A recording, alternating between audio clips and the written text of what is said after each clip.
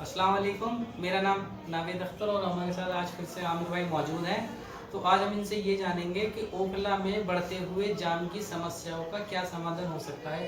इस चीज़ पे हम राय डालेंगे और जानेंगे आमिर भाई की राय। तो बताइए आमिर भाई, ये जो समस्या है इसका समाधान कैसे हो सकता है और ये दिन पर दिन बढ़ती क्यों जा रही है? नवेद भाई, अक्सर मैं जाकिर नगर बटला उसकी रोड से गुजरता हूँ तो वहाँ जाम ही लगा रहता है। आप देख सकते हैं, कभी भी आप विजिट करोगे जाकिर नगर या बटला हाउस में या ओखला किसी भी एरिया में तो अक्सर आपको जाम मिलेगा मेन रोड्स पे। तो होता ये है, जो बाइक्स वाले हैं या ई रिक्शा वाले हैं, ऑटो वाले हैं, ये क्या करते हैं, खाली रिक्शा लेकर चल देते हैं। ई रिक्शे वाले खाली रिक्शा लेके चल देते हैं, ठीक है। और आप ऑटो वाले को देखें, कहीं भी खड़े करके सवारी उतार देते हैं। उसमें क्या होता है, जो पीछे वाला जो ट्रैफिक होता है वो स्टॉप हो जाता है और आगे का जो ट्रैफिक है वो तो खाली पड़ा रहता है, बीच में पूरा जाम रहता है। मतलब ये कहना चाह रहे हैं कि आप ट्रिपी वाले जो रिक्शे वाले हैं या बैटरी रिक्शे वाले या ऑटो वाले, वो कहीं पर भी अपने ऑटो या रिक्शा को रोक देते हैं और वहीं पर अपनी सवारी को उतार देते हैं। एग्जैक्टली ये कहना चाह रहा हूँ कि रिक्शे वाले जो है ये कहीं भी अपना रिक्शा रोक कर अपना सवारी को उतारते हैं या चढ़ाते हैं। इन्हें फ़र्क नहीं पड़ता पीछे कोई हॉर्न बजा रहा है या कोई इमरजेंसी के लिए खड़ा हुआ है, कुछ फ़र्क नहीं पड़ता इनको सिर्फ अपनी सवारी से मतलब होता है, ठीक है। अच्छा, हमने बहुत सारे रिक्शे ऐसे भी देखे, किसी रिक्शा के अंदर एक सवारी बैठी, किसी में दो, और कोई खाली के खाली चलते जा रहे हैं, उनसे भी जाम लगा रहता है। इस बारे में कुछ कहना चाहोगे? अभी भी मैं बटला हाउस गया था थोड़ी देर पहले, तो वहाँ पर मैंने देखा वहाँ पे जोगाबाई में जाम लगा हुआ है और जोगाबाई से लेकर जाकिर नगर जावेद नारी तक वहाँ पर सिर्फ एक रेल बनी हुई थी रिक्शा की। तो उसमें सारी सवारी वाले थे या खाली भी थे? मैं वही बता रहा हूँ आपको, उसमें किसी में एक सवारी, किसी में दो सवारी, किसी में खाली। अच्छा, पहली चीज़ तो उनको वहाँ जाना ही नहीं चाहिए। जब उनको मालूम है कि उस साइड जाम रहता है तो उस साइड उन्हें जाना ही नहीं चाहिए। अच्छा, ये पॉसिबिलिटी है आपके नज़रिए से कि जो ये ई रिक्शा या बैटरी रिक्शा है, इनके लिए जो है ना स्पेसिफिक रोड को डिसाइड कर दिया जाए कि आपका जो रास्ता है वो ये होगा। ये अक्सर गलियों के अंदर घूमते हुए मिल जाते हैं, जबकि वहाँ पे जाने की इनको ज़रूरत नहीं है। इमरजेंसी वाला एक मैं मामला समझता हूँ कि कभी कभी इमरजेंसी हो सकती है, ठीक है, लेकिन ये हर किसी गलियों के अंदर घुसते हुए मिल जाएंगे। एक नॉन मतलब वहाँ पे जाने का रास्ता नहीं, उस रास्ते में भी ये होते हैं। इस बारे में कुछ कहना चाहोगे? एग्जैक्टली इनके लिए एक अलग रास्ता होना चाहिए, स्पेशल।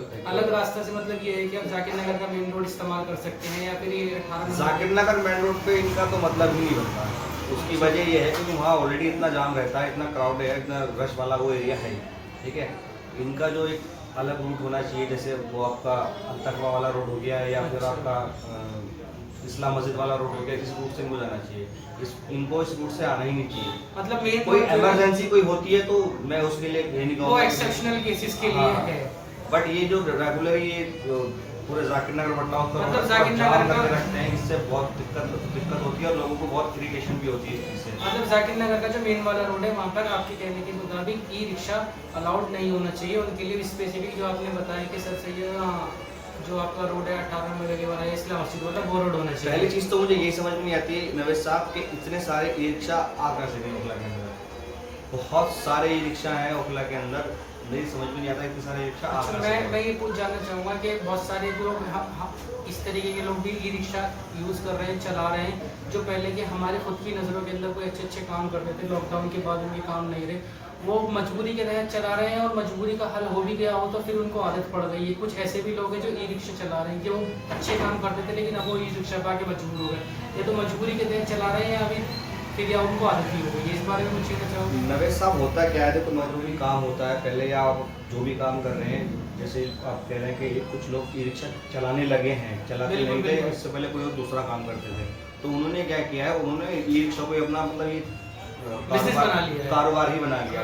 ये मैं सोचता हूँ, मेरी नज़र में ये कारोबार नहीं है, ठीक है। आप कुछ टाइम तक रिक्शा चला सकते हो, समझ में आता है, लेकिन आप रेगुलर उसको चलाओगे तो बहुत बड़ी दिक्कत का सामना आपको आने वाले टाइम में करना पड़ सकता है अपने फ्यूचर के लिए। तो मेरा तो यही मानना है कि अगर किसी को कुछ दिक्कत परेशानी है तो वो ये रिक्शा चला रहा है, चला रहा था, तो उसको मैं ये मानता हूँ कि दूसरा कोई ऐसा काम देखना चाहिए मजबूत काम हो, तो ई रिक्शा फ्यूचर के लिए आपके लिए सही नहीं है। अच्छा, मतलब आप ये कहना चाहते हैं कि कुछ लोग पहले जो ई रिक्शा नहीं चलाते हो मजबूरी के तहत अब चला रहे हैं, के अंदर अपने फ्यूचर को तलाश ना करें, अपना कोई दूसरा जो पहले काम करते थे उसके अंदर ग्रोथ करें या फिर कोई नया बिजनेस देखें। ये फ्यूचर के लिए आपको इम्पैक्टफुल होगा। एग्जैक्टली। अच्छा, ठीक है आमिर भाई, बस यही जानना चाहते थे। तो दोस्तों, हमने जो है ना आज इस चीज़ के ऊपर बात करी है कि ओखला के अंदर ई रिक्शे के लिए, तो ये हमारी वीडियो आपको कैसे लगी या कैसी एक राय है उसके बारे में आप जानना चाहेंगे, उसके बाद मिलेंगे इंशाल्लाह अगली वीडियो के साथ। अस्सलाम वालेकुम।